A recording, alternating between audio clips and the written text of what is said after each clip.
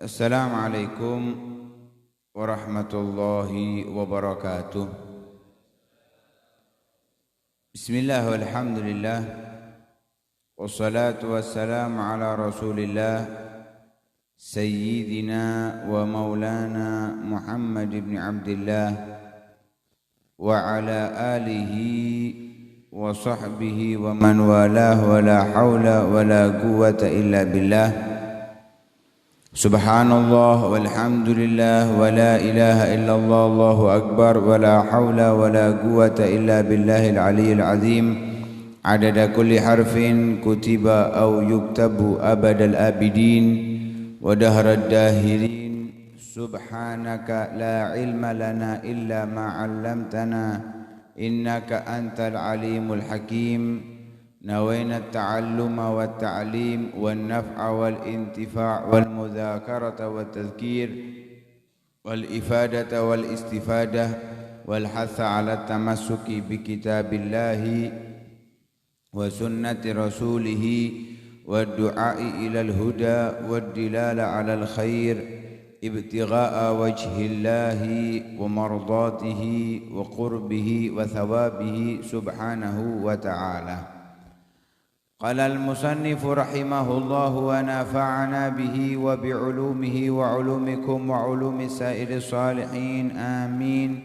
في كتابه رسالة المذاكرة إلى أن قال وروي أنه عليه الصلاة والسلام قال لا تأكل إلا طعام تقي ولا يأكل طعامك إلا تقي. وقالت عائشة رضي الله عنها ما أعجب رسول الله شيء من الدنيا ولا أعجبه أحد إلا أن يكون ذا تقى. وقال علي كرم الله وجهه إنه لا يهيج على التقوى زرع قوم ومعنى يهيج يهلك. وقال قتادة مكتوب في التوراة اتق الله ومت حيث شئت. وقال الأعمش من كان رأس ماله التقوى كلت الألسنة عن وصف ربحه.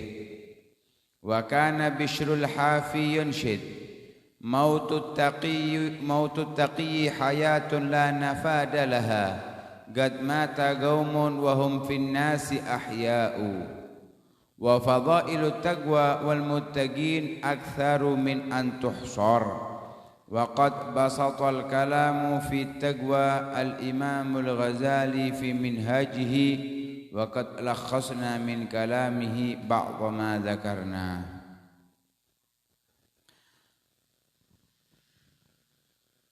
Masih di dalam anjuran dan perintah takwa, keutamaan dan perintah takwa dari Rasulullah sallallahu alaihi wasallam dan akan dilanjutkan daripada sahabat Nabi, para ulama yang datang setelah mereka tentang anjuran takwa dan keistimewaan bagi orang-orang yang mau menjalankannya. Setelah di pertemuan yang lalu beberapa riwayat hadis disebutkan yang diantaranya Rasulullah sallallahu alaihi wasallam mengatakan la fadla li abyad ala aswad wala li arabiyyin ala ajamin illa bitaqwallah antum min adam wa adam min turab. Tidak ada keunggulan bagi kulit putih atas kulit hitam. Juga tidak ada keunggulan dari bangsa Arab ataupun kaum Ajam, kecuali yang memberikan keunggulan adalah taqwa kepada Allah Subhanahu wa taala. Penjelasan sudah kita jelaskan di pertemuan sebelumnya. Antum min Adam wa Adam min turab. Kalian semua tercipta dari turun-temurun dari Nabi Adam dan Adam tercipta dari tanah.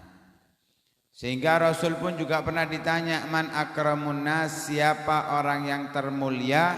Nabi menjawab, adgahum, yang paling bertakwa di antara mereka. Karena itu lanjutan daripada pembahasan yang kemarin, masih membahas tentang hal yang sama. Diriwayatkan bahwa Rasulullah sallallahu alaihi wasallam bersabda, la ta'kul illa ta'ama taqiyin. Jangan kamu makan kecuali makanan orang-orang yang bertakwa. Wala ya'kul ta'amaka, dan jangan sampai makan hasil makananmu illa taqiyun, kecuali orang yang bertakwa. Ini gambaran kalau kita bekerja atau dijamu oleh orang yang bertakwa, bekerja kepada orang yang bertakwa, maka itu adalah bentuk hasil yang akan kita raih, yang kita dapatkan adalah berkah. Kenapa? Termasuk makanan orang-orang yang bertakwa. Jangan sampai kita makan dari orang-orang yang nggak bertakwa. Nggak harus makanannya, kerja di tempat-tempat orang yang nggak bertakwa, jangan sampai. Karena itu juga mempengaruhi hasil makanan yang kita dapatkan, hasil uang yang kita dapatkan. Karena orang yang bertakwa nggak mau yang haram, tidak mau yang syubhat, sehingga yang mereka dapatkan murni halal. Kalau kita menjadi pegawainya, hasil yang kita lakukan pasti dari yang murni halal tersebut. Tapi kalau kita bekerja kepada orang yang tidak bertakwa, terlebih fasik atau kafir, maka hasil yang kita dapatkan masih tercampur dari yang syubhat, bahkan bisa dari yang haram, sehingga mempengaruhi kehidupan kita selanjutnya. Nah, nih, lihat diperhatikan. Kalau orang dulu itu karena kerjanya antara kalau nggak jadi pegawainya orang yang bertakwa, ya kerja sendiri, sehingga hasilnya itu berkah, ibadah enteng. Orang zaman sekarang karena tadi babune wong kafir, ya kan mayoritas pemilik pabrik di Indonesia ini kan bukan orang Indonesia, dan mayoritasnya itu orang-orang kafir yang tidak menyembah Allah Subhanahu wa ta'ala. Kalaupun orang yang muslim yang punya bukan orang yang bertakwa, sehingga hasil yang kita dapatkan tidak membuat kita bertakwa kepada Allah, justru membuat kita lalai kepada Allah Subhanahu wa ta'ala. Apalagi sampai dijamu. Ketika kita dijamu orang yang bertakwa, makan. Karena itu yang diajarkan. Bahkan kalau orangnya sudah bertakwa, juga orangnya itu sangat dermawan, yang banyak kalau makan. Ya. Apalagi kalau sudah diomongi, kon ku tak undang mangan bengi, mulai esuk ojo mangan wis. Ya, sekirane mangane wake nek kono. Duduk geragas duduk. Ojo niat geragas, jangan. Elek niat geragas. Niat apa? Mencari berkah. Kenapa? Ta'amus sakhidawa. Makanan orang yang dermawan adalah obat. Nggak ngira kena kolesterol, asam urat. Wiki sate, aku darah tinggi, panganan sehat-sehat. Iki duren aku duwe apa namanya, kencing manis. Gak apa-apa, entekno. Orang ini dermawan, makanannya. Apalagi selain dermawan dia juga bertakwa. Wah, aman. Aman, gak masalah. Tapi sing kuat iman. Lek ono ragune, wah geblak mari mangan ya. Harus yakin dengan sabdanya Nabi Sallallahu Alaihi Wasallam. Kalau ada keraguan, gagal. Ya, sak cakotan sate geblak. Ya, duren sak puluhan langsung mlebu rumah sakit, amputasi. Apa? Sudah membusuk. Gara-gara apa? Ragu dengan sabdanya Nabi Sallallahu Alaihi Wasallam. Karena itu Al Imam Syafi'i, ini pernah kita ceritakan, ketika datang ke rumahnya Imam Ahmad bin Hanbal. Imam Ahmad bin Hanbal selain dermawan, beliau adalah orang yang soleh, orang yang bertakwa, sehingga makanannya jelas halal dan penuh dengan keberkahan. Imam Syafi'i makannya lahap, banyak makannya. Padahal Imam Syafi'i itu nggak sering makan, jarang makan. Tapi ketika di rumahnya Imam Ahmad bin Hanbal, banyak makannya, sampai anaknya Imam Ahmad bin Hanbal itu nggak percaya. Mosok iki Imam Syafi'i sing diceritakno iku luar biasa. Lah iki Imam Syafi'i sing diceritakno iku gak percaya aku lek dadi wong iki wong hebat. Kenapa? Mangane saking akene. Ketika ditanya penyebabnya, karena hartanya Ahmad bin Hambal adalah harta yang halal dan Ahmad bin Hambal adalah orang yang soleh, berkah makanannya, jadi obat makanannya. Wala ya'kul ta'amaka illa taqi. Kalau kalian mau memberi makan seseorang, jangan ngundang sembarang orang, undang orang-orang yang bertakwa. Dan kalau orang-orang dulu itu yang diundang siapa? Anak-anak yatim. Kan diduso kan, si arek. Atau kalau enggak orang-orang soleh yang diundang ke rumahnya untuk berkah makanan yang diberikan. Sehingga ketika mereka mengeluarkan sesuatu, entah makanan atau apapun kepada orang yang bertakwa, makanan yang dihasilkan oleh orang yang bertakwa itu menjadi tenaga yang digunakan untuk beribadah kepada Allah Subhanahu wa taala, dan itu membantu untuk kita memperbanyak ibadah. Kita kan males ibadah. Makanya sering ngundang mangan wong soleh. Lek gak ya gawon panganane nang omahe wong soleh, itu lebih mulia maneng itu. Tapi lek ditekakno memberi berkah selain makan dari harta kita, mereka juga makan di rumah kita, sehingga rumah kita juga kena berkahnya. Rumahnya orang-orang yang dimasuki orang-orang soleh, itu lebih enak dipandang walaupun biasa daripada rumah mewah tapi nggak pernah dimasuki orang-orang soleh. Sederhana rumahnya tapi dimasuki orang soleh itu lebih mewah daripada rumah mewah yang tidak pernah dimasuki orang-orang soleh. Sehingga rumahnya orang soleh itu tempat yang terbaik daripada mereka, bukan makamnya. Rumahnya itu terbaik. Kenapa? Makam itu penempatan jasad lahir, tapi selama hidupnya tempat ibadah banyaknya ada di rumahnya, ada di rumah mereka. Wala ya'kul ta'amaka illa taqi. Jangan kamu memberikan makanan kepada seseorang kecuali orang-orang yang bertakwa. Karena dengan itu makanan yang dimakan oleh orang yang bertakwa digunakan untuk beribadah, maka otomatis kita juga mendapatkan. Karena termasuk membantu kekuatan untuk beribadah kepada Allah Subhanahu wa taala. Wa qalat Aisyah radhiyallahu anha, Sayyidah Aisyah radhiyallahu taala anha berkata, ma a'jaba Rasulullah syai'un minad dunya. Tidak pernah sedikit pun hal yang ada di dunia ini membuat kagum Rasulullah. Apapun itu, enggak ada yang membuat kagum Rasulullah, membuat Rasulullah terheran, enggak ada. Punya harta sebanyak gunung berbentuk emas, tidak membuat kagum Rasulullah, biasa. Perempuan yang sangat cantik, biasa. Yang membuat kagum Rasulullah hanya satu.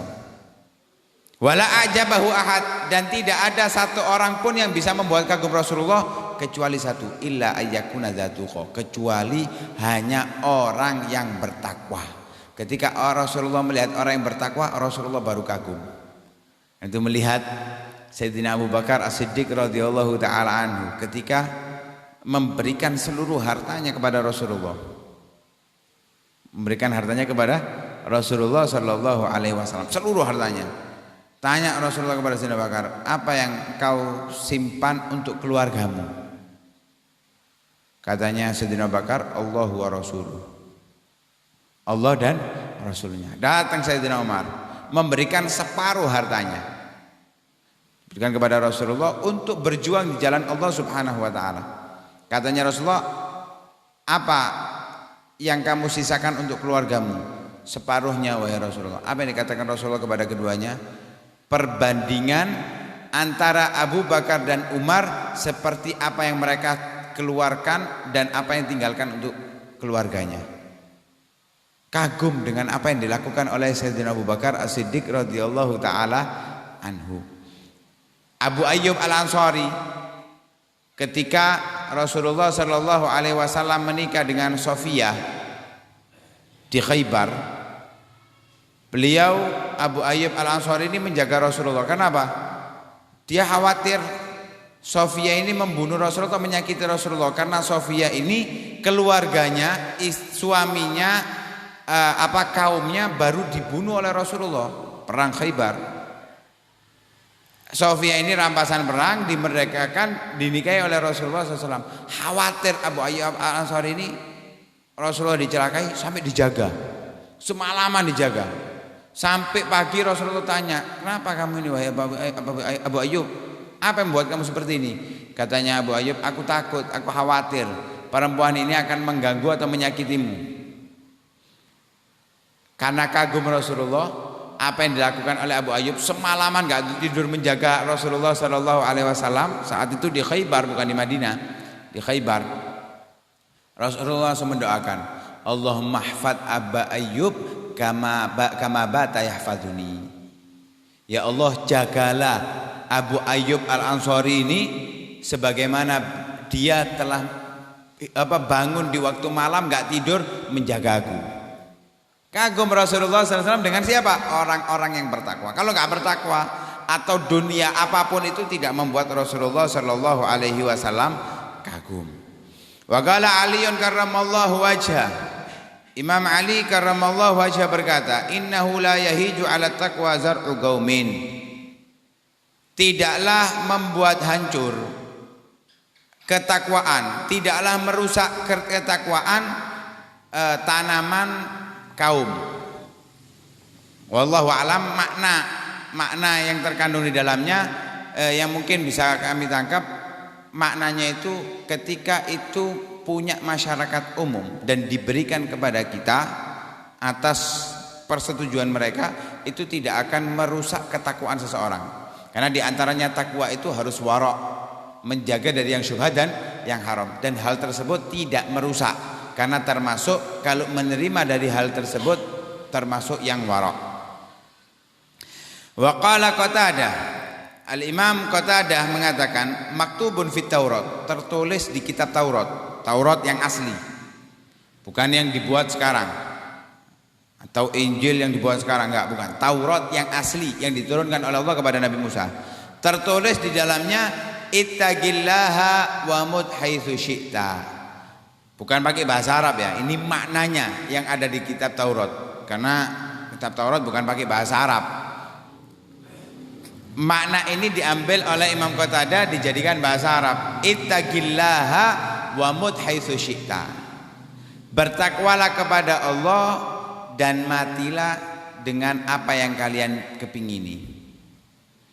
Kita ini kalau tanya kepingin mati dalam keadaan apa? Pastinya secara umum husnul khotimah. Enggak ada yang Allahumma ya Allah amitna ala su'il khotimah, enggak ada. Semuanya ya Allah biha, ya Allah biha, ya Allah bi husnil khotimah. Permintaannya ditutup usianya dalam keadaan baik. Ada yang pingin dalam keadaan bersujud kepada Allah Subhanahu wa taala. Ada yang kepingin wafat dalam keadaan berzikir kepada Allah Subhanahu wa taala. Ada yang pingin wafat dalam keadaan perang. Alhasil keadaan-keadaan yang diinginkan adalah yang membuat dekat di sisi Allah Subhanahu wa taala. Ada sahabat Nabi itu minta kesungguhannya dalam berperang. Katanya sahabat, yang aku ingini wahai Rasulullah, anak panah atau tombak masuk ke sini, keluar ke sini. Katanya sahabat tersebut. Katanya Rasulullah, in sodak, kalau dia benar niatnya, dibuat nyata oleh Allah Subhanahu wa taala. Perang sampai ketika terbunuh dilihat oleh Rasulullah tepat yang diisyaratkan olehnya. Kenapa? Kok bisa demikian dijalankan? Karena dia bertakwa kepada Allah Subhanahu wa ta'ala, sehingga apa yang diinginkan matinya dalam keadaan apa dituruti oleh Allah Subhanahu wa ta'ala. Dan banyak dari kisah demikian. Mati kepingin dalam keadaan sholat, saat sholat wafat. Mati dalam keadaan berperang, dalam berperang wafat. Macam-macam daripada aulia, orang-orang soleh, wafatnya dalam keadaan apa mereka kepingin mereka dapatkan. Kenapa? Karena mereka dasari itu semua dengan bertakwa kepada Allah Subhanahu wa ta'ala. Pertanyaannya, apa keadaan yang kita inginkan saat kita wafat? Kan nggak mungkin aku kepingin urip terus, kan nggak mungkin. Ya, kullu nafsin dha'iqatul maut. Setiap yang bernyawa pasti akan merasakan kematian. Mati itu pasti. Mati dalam keadaan apa? Itu bisa jadi pilihan untuk kita. Kita bisa milih. Kalau kita bertakwa. Kalau kita nggak bertakwa, jangan berharap milih. Malaikat takwa niku ngageti ya. Apalagi kalau orangnya ahli maksiat, hidupnya bergelimang dengan kemaksiatan.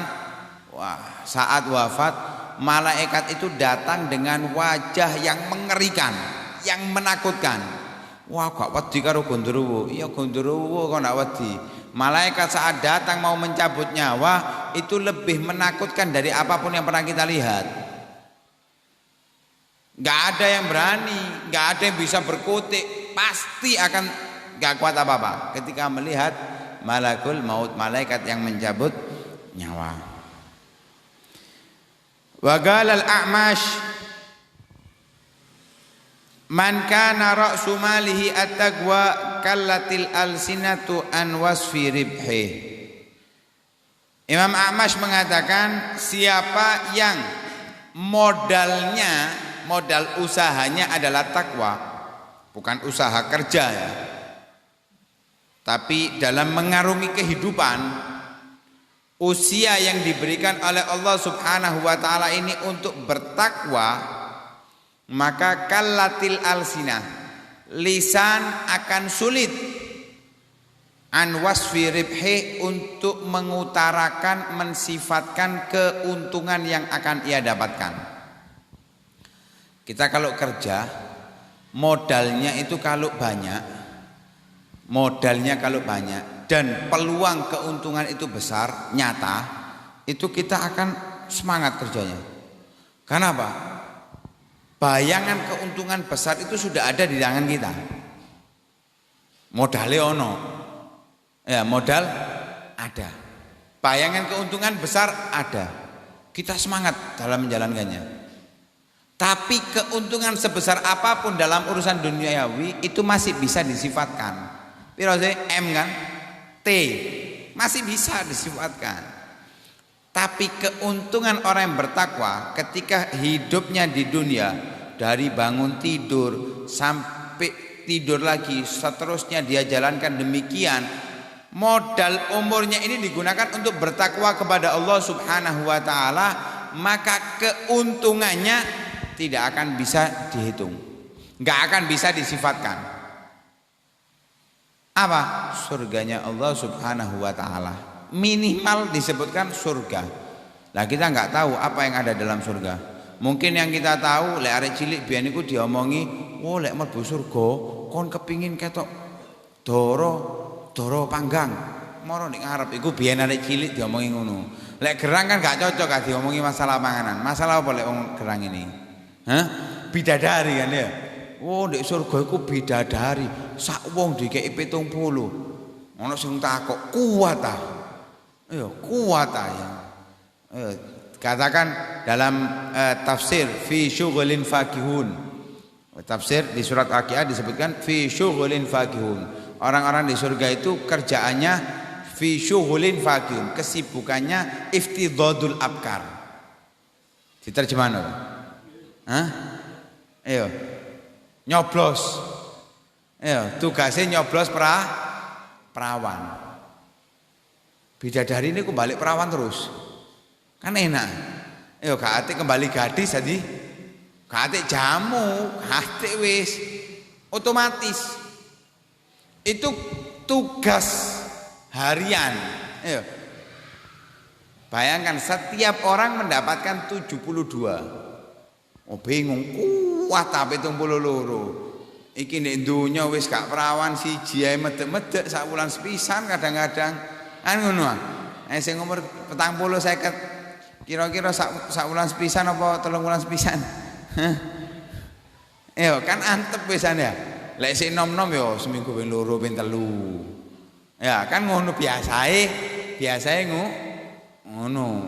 Ini di surga pekerjaannya hariannya 72, jatahe 72. Diriwayatkan setiap orang diberi kekuatan oleh Allah seperti 100 orang. Makanya ya kuat, gatik jamuku, ya gatik jamu mahua, gatik. Nek surga ya, nek surga masih wah wis umur 70, 80 tenang, balik 33 jange nggih. Lek mlebu itu yang disebutkan dari kenikmatan surga. Tapi yang tidak disebutkan, Rasulullah mengatakan kenikmatan surga itu mala ainun ra'at wala udhunun sami'at wala khatara ala qalbi bashar. Tidak pernah terlihat oleh mata. Rasulullah itu pernah masuk surga, tahu kenikmatan surga, tapi Rasul mengatakan mala ainun ra'at, tidak pernah terlihat oleh mata. Kenapa? Setiap dilihat tambah enak. Lek wong wedok didelok iku pertama ketok ayu, suwe-suwe tambah elek kan ngono. Lah maaf sampe delok bojone sampe dhewe-dhewe wis. Delokon terus. Mari ngono nole ana wong wedok liyane. Bojone sampe lak moro elek sing iku ayu. Ya apa enggak? Ya itu dunia. Tapi di surga bidadari ku dideloki tambah suwe tambah ayu tambah ayu. Makanan itu makanan. Apa misalnya pangsit ngono ya, misal pangsit. Makan pangsit, sampean makan sak mangkok entek nambah. Rasane padha karo sing pertama? Enggak enak wisan. Enak sing pertama. Sing pertama enak, sing kedua biasa. Nasi mandi. Mangan pertama, enak, embo biasa. Kenapa? Ya itulah dunia. Lisan kita sudah bosan. Perut wis kenyang. Tapi di surga enggak ada kenyang, wareg gak ono. Sampeyan kate mangan bakso sak gudang enggak apa-apa, gak wareg, gak baldos, gak aman. Ya, kenikmatan surga aman dan rasanya setiap ojo mangkok ya sak sendok enak. Keenakan ini enggak hilang. Enaknya rasanya itu enggak hilang. Ngambil lagi lebih enak dari yang pertama. Tapi rasanya yang pertama enggak hilang, rasa kedua ada lagi. Jadi double rasanya. Telung sendok tambah maneng. Jadi setiap makan tambah enak. Makanya gak bosan bosan. Tidak pernah dilihat oleh mata. Sehingga makanya Rasulullah mengatakan mala ain ra'at. Walaupun Rasulullah pernah masuk surga, melihat surga, kenikmatan surga, tapi kenikmatannya setiap saatnya bertambah dan wala udhunun sami'at, gak terdengar dari ucapan orang. Gurungan sing mlebu surga kan ini. Iya. Walaupun orang-orang yang sudah wafat mereka belum ada di surga, masih di alam barzah. Kapan kok? Sehingga yang menceritakan kenikmatan surga itu hanya sekedar yang zahir, yang bisa diungkapkan oleh dan dipikirkan oleh pikiran kita. Yang sisanya masih belum. Wala khatara ala qalbi bashar, dan tidak pernah terlintas oleh hatinya manusia. Kenapa? Belum terbayangkan. Kok lek wis mlebu baru koyo ngene enake surga. Itu yang disebutkan oleh Rasulullah sallallahu alaihi wasallam. Maka dari itu kenikmatannya surga luar biasa. Ini minimal yang diberikan oleh orang yang bertakwa.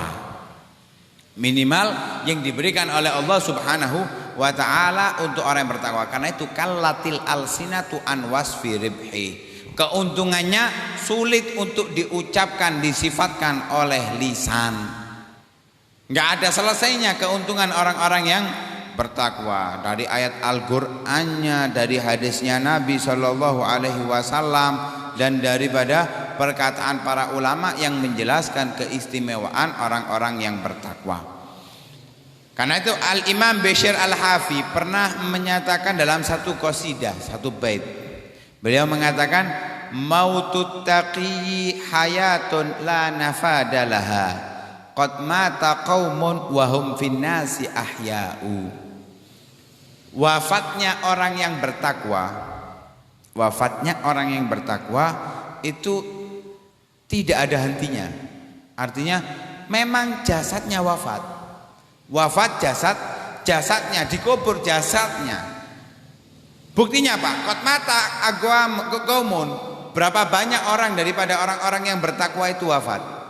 Wahum finnasi ahya'u, tapi mereka di kelilingan manusia yang orang-orang yang hidup, mereka adalah orang yang hidup. Contoh ini Al-Imam Abdullah bin Alawil Haddad. Beliau wafat tahun 1100 sekarang.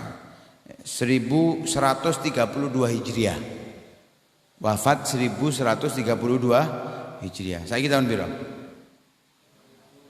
1442 45. Wah. 1442 Hijriah. Perang tahun sini sih.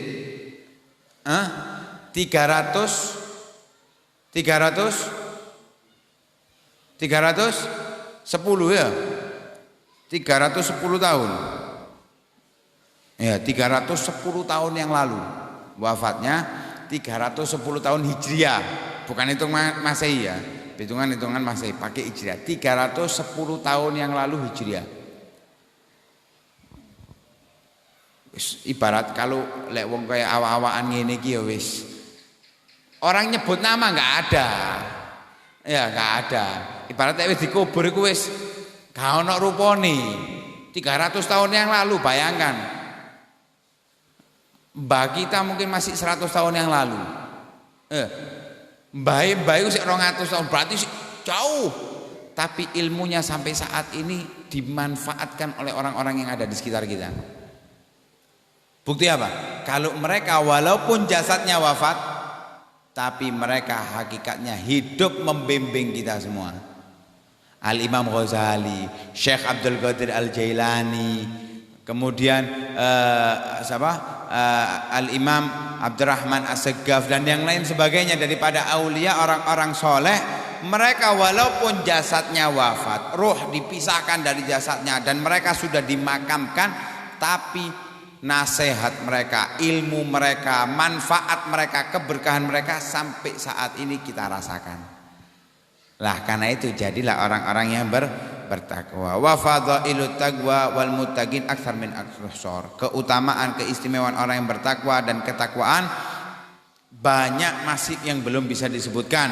Waqad basatal kalam fit taqwa Al-Imam Ghazali fi Minhajih. Di dalam Minhaj Al-Imam Ghazali menyebutkan Minhajul Abidin, Imam Ghazali menyebutkan secara mendetail tentang takwa dan aku telah ringkas kata beliau Al-Imam Abdullah bin Haddad dari apa yang disebutkan oleh Imam Ghazali dalam Minhajul Abidin dari ringkasan atas yang kami sampaikan tadi kata beliau Al-Imam Abdullah Haddad. Jadi yang dibahas oleh Imam Abdullah Haddad ini adalah ringkasan dari apa yang disebutkan oleh Al-Imamul Ghazali di dalam kitab Minhajul Abidin. Karena itu yang kita harapkan mudah-mudahan Allah Subhanahu wa taala menjadikan kita orang-orang yang bertakwa, mengikuti jejak para aulia as-salihin dan sehingga kita mendapatkan keistimewaan orang-orang yang bertakwa, dikumpulkan bersama orang-orang yang bertakwa dan kelak dikumpulkan bersama orang yang paling bertakwa yaitu Nabi Muhammad sallallahu alaihi wasallam. Amin amin ya rabbal alamin. Sallallahu alaihi wasallam Muhammadin wa ala alihi wasallam. Walhamdulillahirabbil alamin.